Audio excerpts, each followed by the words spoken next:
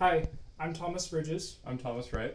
and this is our final project oral presentation for Electronics 3, and we will be demonstrating our, so it was supposed to be 90 watts, but it is now the 60 watt power supply.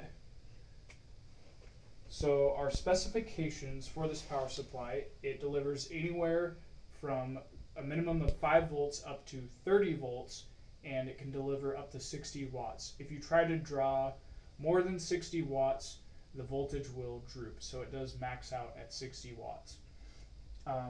It comes with a nice and convenient knob for tuning the output voltage. There are two outputs for the said voltage.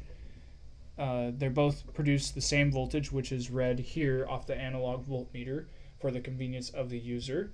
We added a fan later in design for cooling and a grill on the fan so you could not get your fingers caught in the fan because the blades were exposed.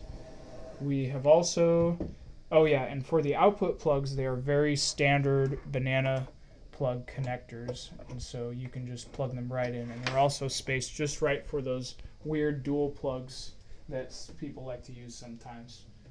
The wall power is a standard plug for the wall. These are sold in most places, so it's kind of nice. It converts AC signal to DC signal. So it is a AC to DC converter. So for the box, we 3D modeled it and had it printed with the school's 3D printers. And here is the SolidWorks model that we designed, with a space for the voltmeter and a space for the potentiometer, space for the output plugs, and a space for the input plugs. There was also a lid that is on another file that I modeled. So now let's talk about the circuit design, and then we'll go and look at the insides. So here we have the full wave bridge rectifier. Here's the transformer input that steps 120 volt to about 30 volt RMS. Here are the 10 millifarad filters to take that ripple and smooth it out. This is the linear regulator. This is a diode that will power our fan. This is what we calculated as the fan's resistance based on some testing. Here's our op amp that will then control this regulator with the BJT. And then there's our load. We control our voltage output with this potentiometer from 0 to 10K. So here is that potentiometer, 0 to 10K. Let's look at the inside. So here are our two large capacitors. They're pretty obvious. We have, this is the BJT with a cooling attachment. This is a heat sink? Yeah, the heat sink, and the BJT is our temperature bottleneck. It'll be the hottest or the most dangerous component, the first thing that'll break. We have our full wave bridge rectifier here, soldered on. We have our little op amp, if you can see that. Tiny little op amp. And this is where the fan is. In the airflow, it injects and will come out the holes over here. And then in this cavity is the transformer. It's very large. And that is the insides. So now let's demonstrate. Oh yeah, the demonstration. Okay, so let's plug it in. I already plugged it in here earlier. I got this conveniently placed extension cord. And now if you come up close to the fan, you should be able to hear the fan actually going. And we can demonstrate that turning the knob does in fact increase the voltage output. But maybe there's some smokes and mirrors going on in there. Maybe we should actually demonstrate it in action. So here we go, our red lead and our black lead. Funny story, we accidentally flipped these on the first time, so this was our negative voltage, but now it's good. Got that all fixed. So we're going to test 3.3 kilo ohms.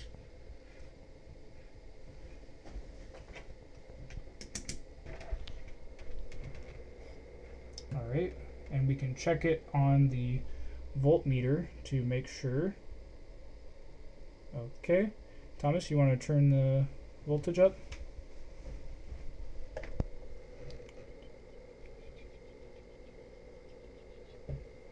Alright, so now you can see we have 30 ohms, and as he turns it down, the voltage does in fact go down.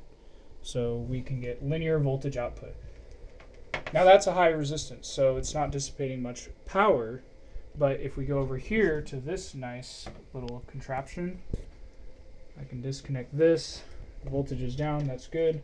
So what we have here is we have two resistors in parallel, high wattage resistors. We have 27 ohms and 27 ohms in parallel, which gives us about 14 ohms, 13.5. And so we hook that up.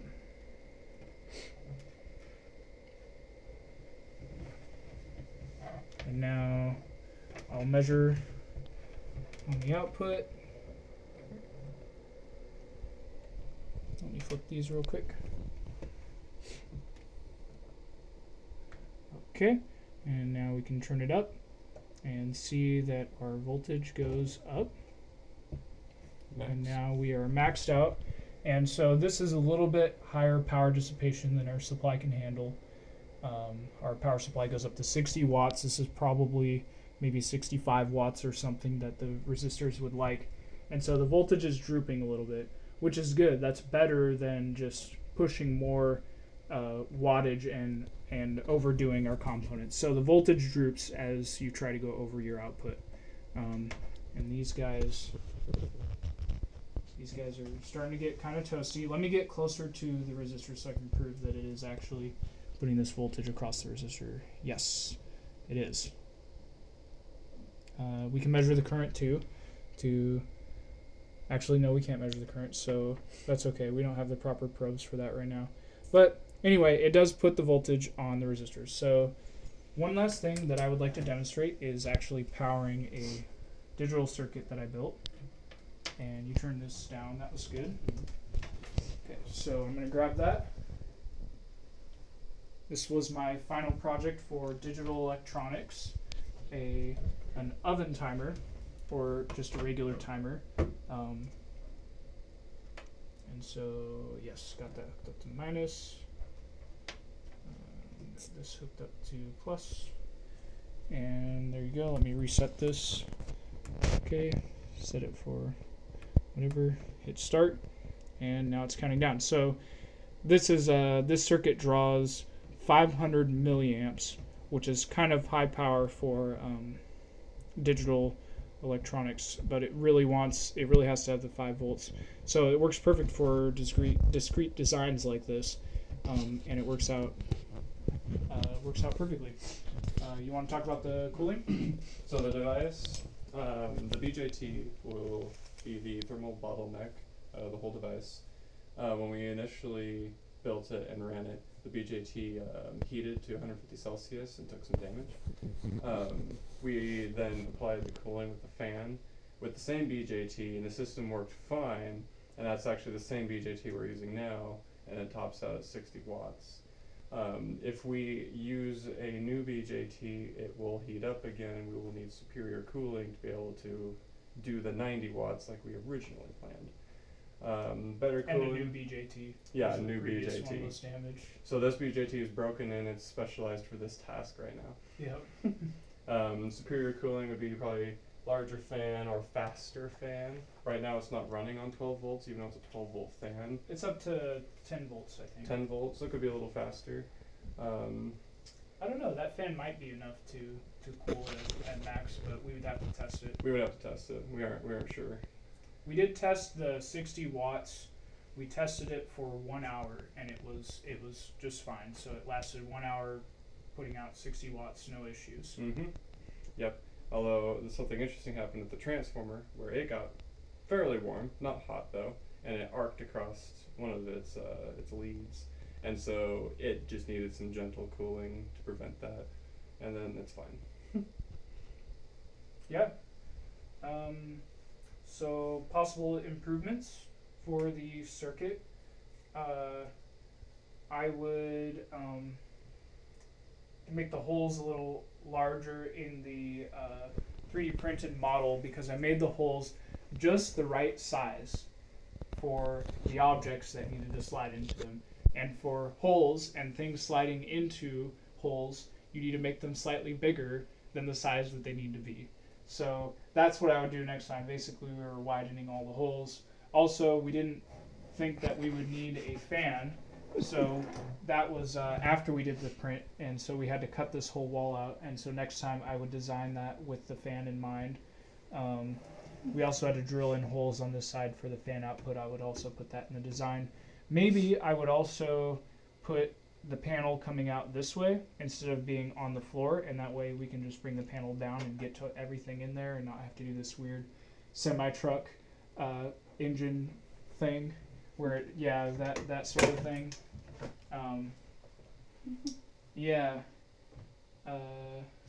I would maybe do some more advanced controls for the fan. So if the fan failed, it would shut it off, and so you wouldn't, if you left this running by itself, it wouldn't burn your house down. It wouldn't overheat. I would also put thermal protection just in case. So strap the biasing diode right up against the BJT. So if the BJT got hot, it would change the characteristics of the diode and make it and reduce the voltage on the output. Maybe some fuses, some overcurrent protection. We didn't get a chance to add a switch. That's what I would do next time. Anything you would like to add to that? Nope, everything sounds good. All right, this was our video presentation. We hope you enjoyed it, and maybe we will have you as an instructor sometime in the future. Thanks for watching. And there's a little bit of voltage droop because it's starting to max out on power output, and if we try to... That's cute. Interesting. It's never done that before, but we'll continue with the demonstration.